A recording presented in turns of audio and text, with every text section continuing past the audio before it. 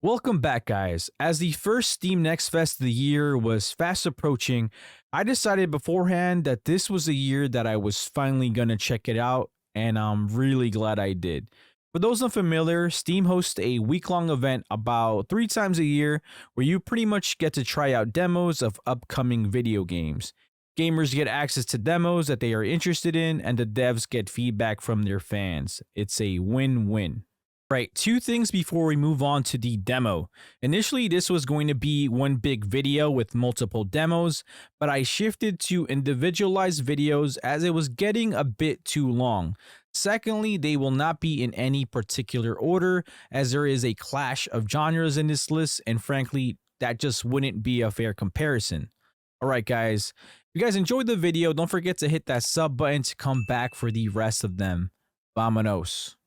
Up first, we have Rotwood, a hack and slash roguelike dungeon crawler from the creators of Don't Starve and Mark of the Ninja. What makes this one stand out, aside from its beautiful art style, is that you can play with up to 3 other friends. Sadly, I don't have any, so I went in solo. The demo opens up with character creation. You can choose from one of 3 species and change everything from things like skin and hair color to your typical body features. Although there are only 3 species in a demo, I wouldn't be surprised if there will be more at full launch.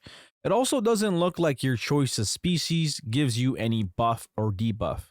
Of course, like any other dungeon crawler, you'll need to do your typical clearings of the rooms to get to the big boss.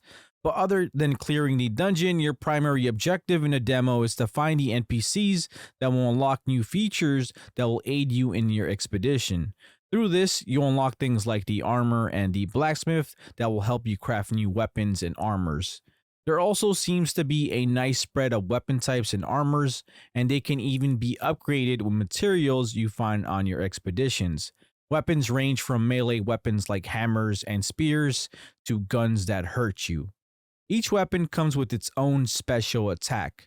For example, the hammer could slam on the ground and knock back enemies. I did find another hammer in the demo, but other than changing the appearance and its stats, that did not change the hammer's special attack. So it looks like the special attack will be tied to the weapon type. The combat can be a bit challenging, but like all roguelikes, death is not the end. After defeat, you'll be pulled out of the dungeon by some claw, well, you'll be able to access the same vendors you unlocked and use the resources you gathered to prepare for your next run. After you clear a room, you could earn things like tephra or core stones, which are currencies you could use to buy potions, weapons, and even armor from the vendors inside the dungeon. But note, the only things that are permanent are your armor and weapon purchases. These NPCs are not like your blacksmith and your armorer, and will not be back at your base, but will instead be found in the rooms of the dungeons. Upon clearing rooms, you'll sometimes get a choice between different paths. You'll see icons on the ground that dictate what you can expect in the next room. You can run into things like the potion vendor, to an NPC who flips a coin and deals damage to you if you get it wrong. I can't tell you what happens if you get it right because it's never happened. Rigged. For completing ability rooms, you'll get a choice between 2 abilities, and these vary from things like killing an enemy granting 75% run speed for 2 seconds, to more offensive abilities like 25% more damage for 25 seconds when you first enter a room. After clearing a number of rooms, you'll make your way to the boss called Mother Trek. I won't go into details of the fight, but as far as the boss fights go, it was a pretty good one. A good number of mechanics went into it, and it made it a notable challenge. When defeated, you'll be rewarded with a Mother Trek Hearthstone. Hearthstones have a passive buff. Additionally, what makes this so replayable is that after defeating the boss, you'll unlock a new higher difficulty for that boss. And when defeated, he'll drop another Hearthstone that you can use to buff your existing stone and its passive buff. Then again, you'll unlock a higher difficulty and repeat the cycle. I think you can upgrade the Hearthstone 3 to 4 times. Additionally, when taking on higher difficulties, while you're still running into the same enemies, it looks like you're also running into evolved versions of the enemy, some becoming more aggressive and changing their attack pattern a bit.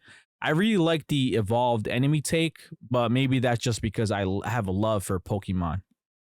I really enjoyed my time with Rotwood, and it's definitely going to be one I'll keep on my radar. As of making of this video, we don't have an official release date, but it's definitely one I could see myself putting a lot of hours in, especially if you give me cool armor and weapons to grind for. Also, if on release they have a good number of bosses and maps, it's going to be a hit. I think in the demo I only saw 4 Heartstones, which I'm really hoping doesn't mean there's only 4 bosses. Anyway, guys, let me know what you guys think. If there's anything I missed, please let me know. Don't forget to like, comment. We are still a pretty new channel, so it helps us a lot. And don't forget to subscribe to keep up to date with the rest of the Steam Next Fest entries. I'll see you on the next one. Peace.